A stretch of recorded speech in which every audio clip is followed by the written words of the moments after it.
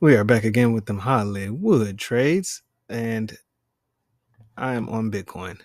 Uh, this is not actually supposed to be a Bitcoin video. It just so happened that I was in the Bitcoin chat, and some gentlemen were asking some questions, and one was asking about candle range theory. As we know, I've adapted that into the PAR method, explaining that, and one guy was asking about the volume profile. He said, what indicator is that? So what I'm going to do is I'm going to double click my volume profile.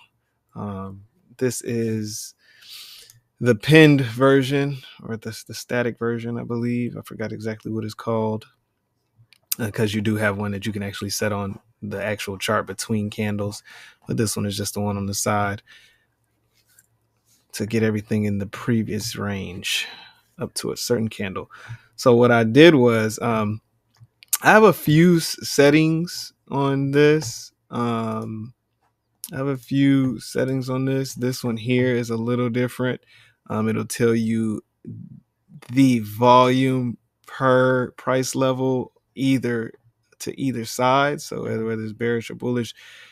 Um, for the most part, I find this it doesn't give you, because in a price level, in a price range, from, let's just say, 94 to 96 or whatever in this range, I want to see, I don't want to have to look at which side is taking over the price.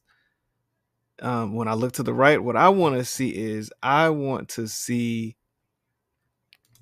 the zone's average delivery, which this zone is very bearish.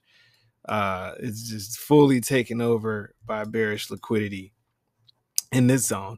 And then there's some patches here, like, there's some foot holding that we could say, like, this zone right here is bullish, right? There's a little snippet of bearishness in there, which those are trapped bears. If we're above a bearish zone like this, like, these are trapped bears, which is very good for a bullish bias, because if you see there's bearish zone here and we're above it and we're closing above it, now we're in another bearish zone. That's why we're kind of pausing.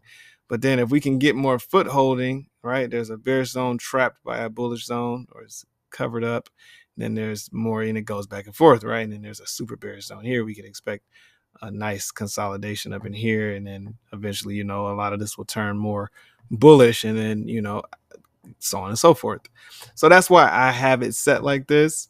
But these are pretty much the settings. They all change some things. This is the value area, which, if you notice in my there's this very small of a difference, but green is my bullish in the value area. So that's letting me know, like, right here, this was the value area is green right here. So this is the bulk of the volume, but these bulls got trapped. And once these bulls got trapped, that was liquidity to pay all the bears out as it dropped. So all these trapped orders were just payment, basically, to these bears. And so that's just how volume works. That's how it works. So it's easier sometimes to kind of have a visual of this nature on the side. I don't really use it per se as far as for actual ideas. I just kind of, it's like a general thing of understanding, right? Everything I just explained about trap bulls, trap bears, and getting foot holding as you go. So that's pretty much that. Um, there's not much to say about Bitcoin itself.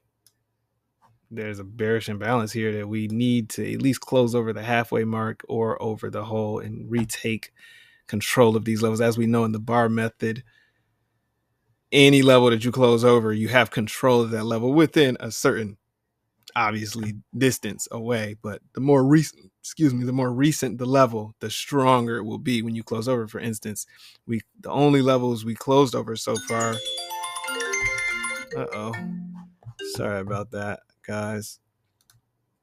I don't even know how this is gonna work. I need to, am I still recording? I think I'm still recording. Let me just finish that. I got to take this phone call, but I am going to, I'm going to come back to this once we get more activity above this range, because I believe we're bullish because we did close over this. As you see, that's what I was saying. And we are going to use these levels of support. If we close over this level, then we'll use this level of support and so on and so forth.